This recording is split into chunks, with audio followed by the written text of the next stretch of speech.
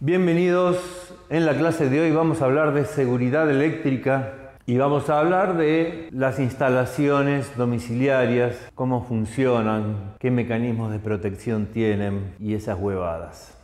Entonces te voy a contar todo con un esquemita de una casa. Fíjate, es muy esquemático, pero le hice 2 habitaciones. De aquel lado está la calle.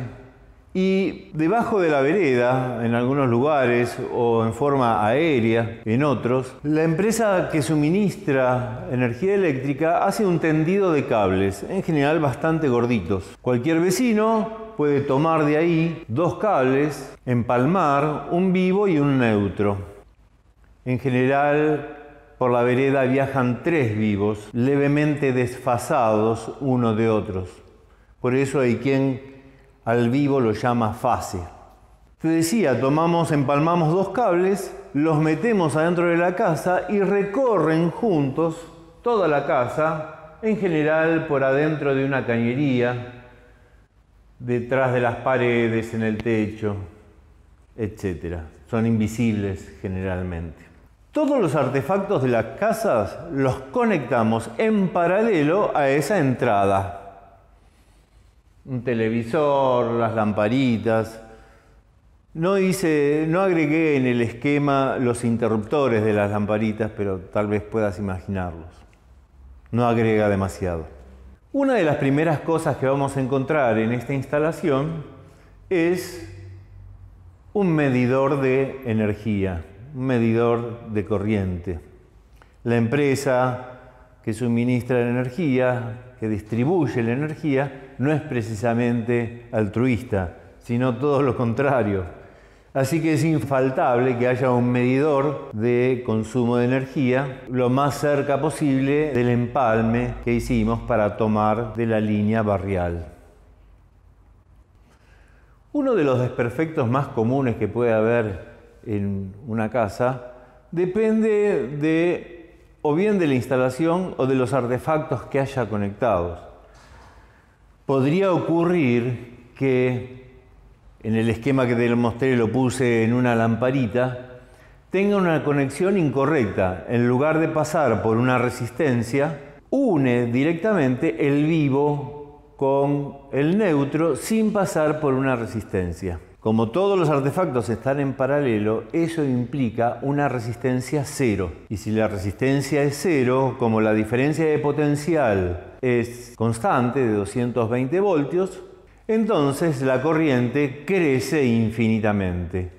Una corriente enorme que crece infinitamente recalienta los cables, aumentan su temperatura y puede llegar a fundirlos. En cuanto se funde la corriente, se abre el circuito, desaparece la corriente, con lo cual finaliza el episodio que llamamos cortocircuito. A veces generamos cortocircuitos por errores en la manipulación. La cuestión es que si se fundió la instalación, anda a buscarlo. ¿Dónde está el cable fundido y cortado? O sea, el circuito abierto. No te olvides que estos cables están escondidos en cañerías dentro de las paredes. Buscar ese corte sería costosísimo. Entonces, uno de los artefactos de protección que tenemos en nuestras instalaciones es la llave térmica.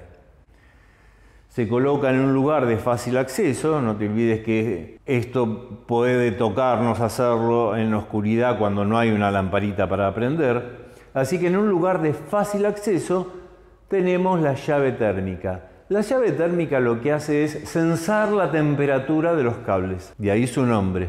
Cuando el artefacto lee que hay una temperatura peligrosa que puede hacer fundir los cables, entonces automáticamente corta la corriente en los 2 conductores, tanto en el vivo como en el neutro, y el problema cesa. Uno tiene que buscar dónde ocurrió el desperfecto, desconectar el aparato o dejar de manipular irresponsablemente, y con un simple movimiento de tecla repone la continuidad de los cables y vuelve la energía a la casa. Antiguamente, en lugar de haber llave térmica, lo que había era un afinamiento del cable en el lugar acordado con el constructor o el arquitecto, porque si se calentaba la instalación, El primer lugar donde se iba a fundir era en el afinamiento.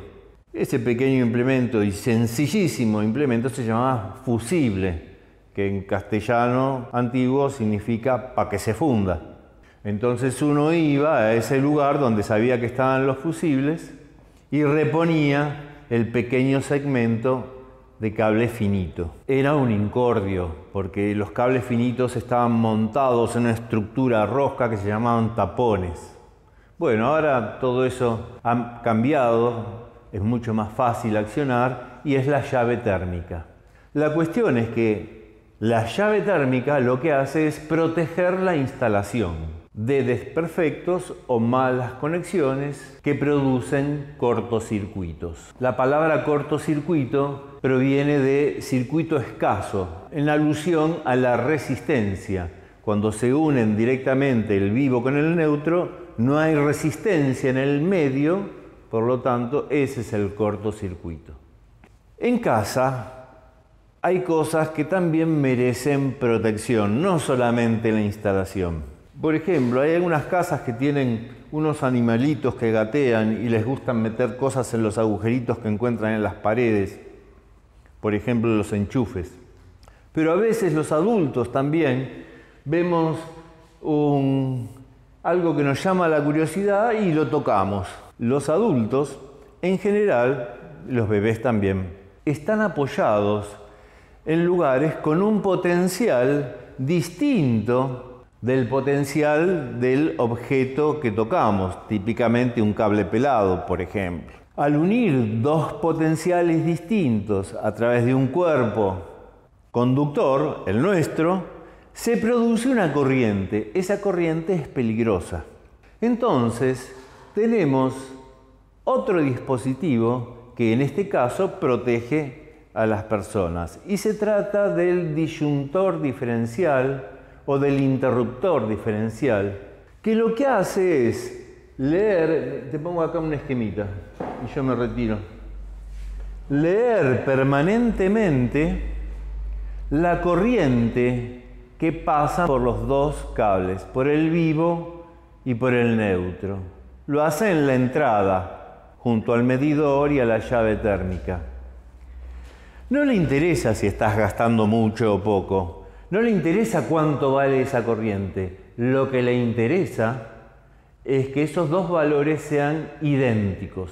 O sea, toda la corriente que entra por el vivo salga por el neutro, por decirlo de alguna manera. Si una persona está tocando un lugar y está produciendo una corriente a través de su cuerpo, eso es lo que se llama una corriente de fuga. En ese caso, la corriente a la entrada entre el vivo y el neutro no va a ser idéntica. Parte se va por la fuga. El disyuntor diferencial detecta esa diferencia y corta la continuidad en los dos cables y nos volvemos a quedar a oscuras, pero con el responsable vivo. Son artefactos muy pero muy sensibles. Pueden cortar la corriente si detectan una pequeñísima diferencia, en general alrededor de los 30 mA. Y lo hacen con una rapidez asombrosa, menos de un centésimo de segundo. Muchas veces pasa que se corta la corriente y no sabemos qué pasó, y lo que había pasado es que hubo una fuga a través de nuestro cuerpo. La corriente se repone directamente accionando la tecla del disyuntor diferencial. Hoy por hoy son artefactos muy económicos y es casi irresponsable no tener un disyuntor diferencial en nuestra instalación domiciliaria. Los disyuntores tienen además una tecla de testeo para chequear el buen funcionamiento del artefacto. Y conviene mínimamente una vez por año accionar la tecla de check para verificar que esté funcionando bien. Porque no te olvides, el disyuntor diferencial está para proteger la integridad de las personas. La llave térmica para proteger la integridad de la instalación. El disyuntor diferencial para protegernos a nosotros. Y hay otra medida de seguridad más en las instalaciones, por lo menos en las instalaciones bien hechas. y es la siguiente. No son 2 los cables los que recorren la cañería de la casa, son 3. El tercero es el que se conecta a la patita inferior, al agujerito inferior en los enchufes. Tal vez lo recuerdes la clase anterior. Acá tenés el esquema. Y es la línea de descarga a tierra. La línea de descarga a tierra es un cable que no se conecta en la red de distribución, eso depende de cada vecino, que tenemos que conectar a una jabalina. Una jabalina es un cacho de metal, en general se hace de bronce para que sea muy buen conductor, que se entierra en la tierra, en general cerca de la vereda o en algún lugar más o menos húmedo de buena conducción.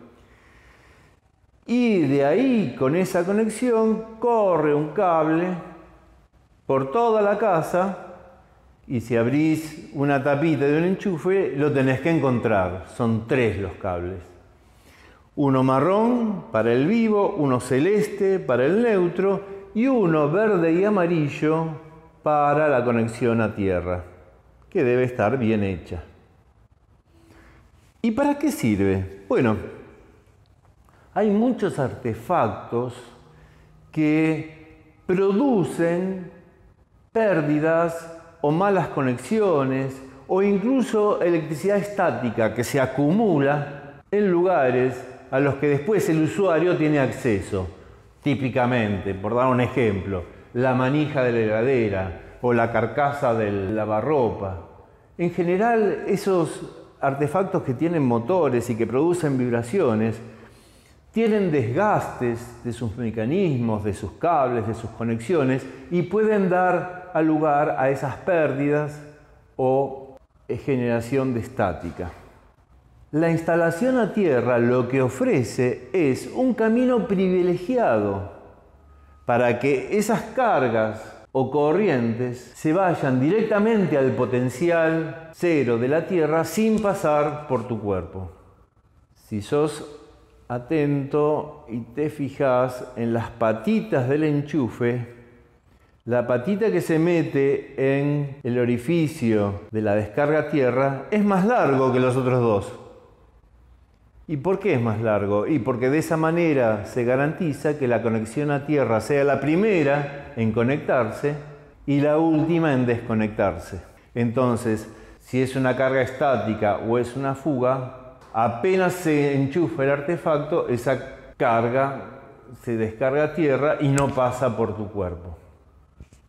Hoy por hoy, las instalaciones eléctricas, al menos en la ciudad de Buenos Aires, son muy deficitarias. Yo sé que es muy oneroso, muy caro rehacer la instalación de la casa, pero se puede hacer por etapas. Empezás por los instrumentos de protección, el disyuntor diferencial y la llave térmica, después seguís por la cocina y el living, después un dormitorio y en pocos años tenés la instalación como corresponde. La electricidad es muy, pero muy beneficiosa, pero también puede ser peligrosa y vale la pena tener la instalación en orden.